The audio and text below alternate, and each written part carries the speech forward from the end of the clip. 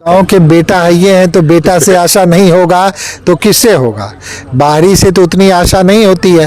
जो बाहर से लोग आते हैं उनसे हो सकता है वो अच्छे कार्य कर जाएं, लेकिन आशा हमेशा अपने घर से होता है, रोशनी हमेशा अपने घर के चिराग से होती है, बाहर से नहीं होता। जनता के बीच में नहीं दिख रहे हैं और रिंग बांध की भी बात कर रहे हैं, क्योंकि आपने तो ये तो हमेशा किया है और आज भी कर रहा हूँ, लेकिन हम ऐसे नहीं हैं। अब वो लोग भी थे, आप तो कह रहे थे कि ये बांध भी नहीं बनेगा, चौड़ीकरण भी नहीं होगा। आज वो 4 लेनिंग का जब टेंडर हो गया तो मुझे अभी पता लगा है 2-3 दिन पहले कि इसको भी रोकने के लिए लोग हाईकोर्ट तक पहुंच गए कि ये कार्य कैसे रुक जाए। तो ऐसे जो विकास के बाधक लोग हैं वो काम अपना करते रहेंगे, लेकिन सरकार हर विकास के जो आयाम होते हैं उसको अपने नज़रिए से देखती है और उसके अनुसार कार्य करती है। लगातार 20 दिनों से कटाव चालू है और गांव के लोग बहुत ही परेशान हैं। वो आस लगा के बैठे हैं जो कोई महोदय तो आए। देखिए, पहले आपको भी करेक्ट कर दें कि 20 दिनों से कटाव नहीं चालू है। हम 1 तारीख से लेके 9 तारीख तक बिहार से बाहर थे और इसी दरमियान में हमको सूचना मिली कि कटाव शुरू हो गया है। तो लगभग 10 दिनों से कटाव चालू है और कटाव निरोधक कार्य भी अभी चालू है। जो तात्कालिक कार्य होता है फ्लड फाइटिंग का काम, वो भी चालू है। विभाग के लोगों से हमने पता किया है, उन लोगों ने इसका पूरा संज्ञान लिया है।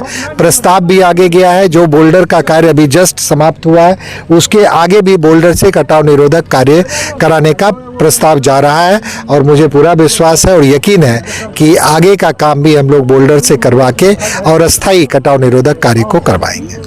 सर, कुछ लोगों का कहना ये भी है, जो विधायक जी अब विधायक मतलब पूर्व हो चुके हैं, जनता के बीच में नहीं दिख रहे हैं और रिंग बांध की भी बात कर रहे हैं, क्योंकि आपने तो ये तो हमेशा किया है और आज भी कर रहा हूँ, लेकिन हम ऐसे नहीं हैं। अब वो लोग भी थे, आप तो कह रहे थे कि ये बांध भी नहीं बनेगा, चौड़ीकरण भी नहीं होगा। आज वो 4 लेनिंग का जब टेंडर हो गया तो मुझे अभी पता लगा है 2-3 दिन पहले कि इसको भी रोकने के लिए लोग हाईकोर्ट तक पहुंच गए कि ये कार्य कैसे रुक जाए।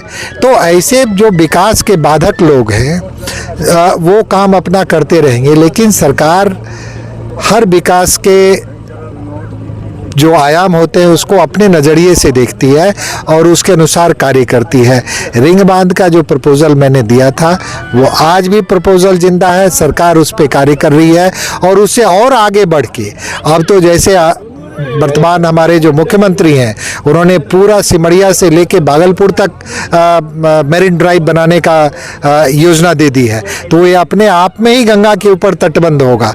तो आप आशान्वित रहिए, बड़े कार्यों को करने में थोड़ा वक्त लगता है, बशर्ते कि आपकी मंशा सही होनी चाहिए और आपका विज़न सही होना चाहिए। सिर्फ राजनीति और वोट की राजनीति के लिए आके कुछ भी बोल देना और करके चला जाना वो एक अलग बात है, उसका भी अपना महत्व है, लेकिन हम लोग सिर्फ कार्य पे विश्वास करते हैं और कार्य की रूपरेखा बन रही है। सरकार ने बहुत बड़ी बड़ी योजना गंगा के तट पर दी है और योजना को कार्यान्वित होना है तो तटबंध बनाना पड़ेगा सरकार को, और हम लोग आशान्वित हैं कि रिंग बांध भी बनेगा और रिंग बांध से शायद बेहतर कल मेरिन ड्राइव बन जाए, जैसा कि सम्राट चौधरी जी ने अभी कल्पना की है, 2-4 दिन पहले ही किया है और वो कल्पना अभी साकार सारे हो रहे हैं।